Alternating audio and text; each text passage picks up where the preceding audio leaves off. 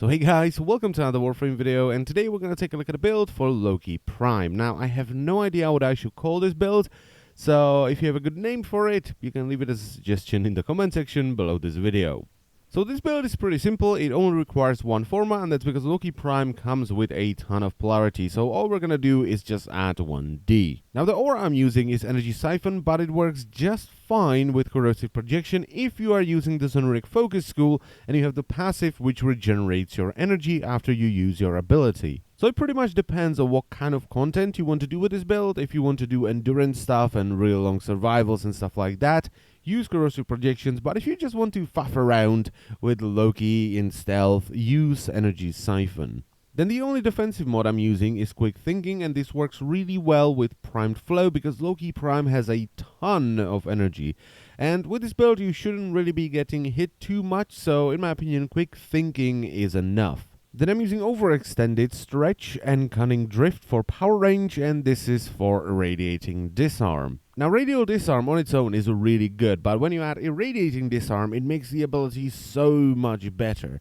Okay, it doesn't even matter that the enemies kill themselves, which is awesome, alright?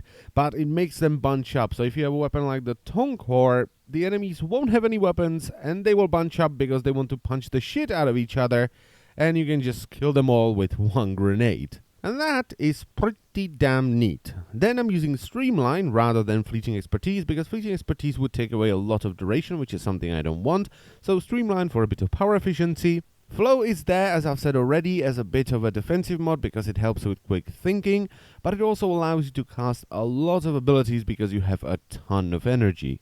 And finally we have Narrow-Minded, which will strip away a bit of power range, but that's not really a big deal because we have a ton of power range anyway, and Primed Continuity for a lot of duration for invisibility. Now this build works best with the Sonoric Focus School because the passive regenerates so much energy it will allow you to cast abilities over and over and over again.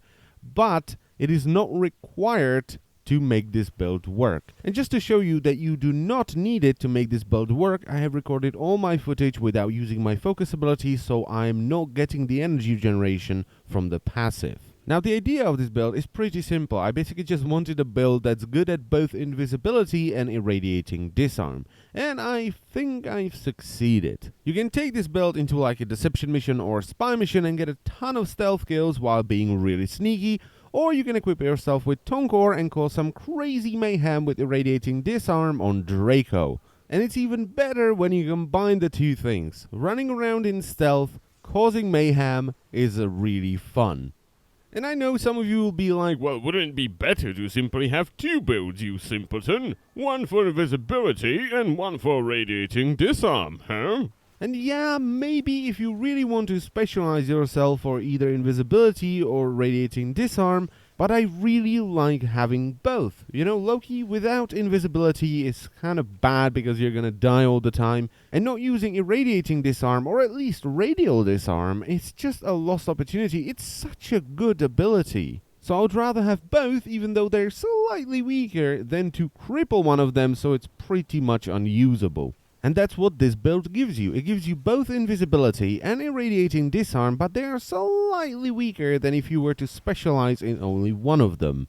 You know, Loki is one of those fun frames where it doesn't really matter what kind of weapons you have equipped, you're gonna have fun no matter what. So why would you want to take some of that fun away from yourself by not using either invisibility or disarm?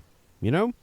Now before I end the video, I want to divert your attention to Mr. Hokies, because he is on a mission, and that mission is to fill my windshield with Lotus Snuggles.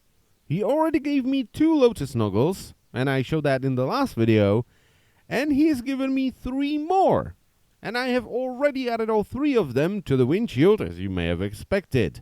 Now dude, don't use too much platinum on me. Buy something nice for yourself. I really appreciate all the Nuggles, and I thank you very much for giving them to me. But you're using a lot of platinum on someone who doesn't deserve it. I'm just a neckbeard on the internet. Okay, buy something nice for yourself, please. And then there is also Mr. Bonecrusher 9999993324, and I want to say thank you for giving me the Prisma Excalibur Nuggle. And that's pretty much it for the video, so I thank you very much for watching once again, and I will see you next time. Bye bye.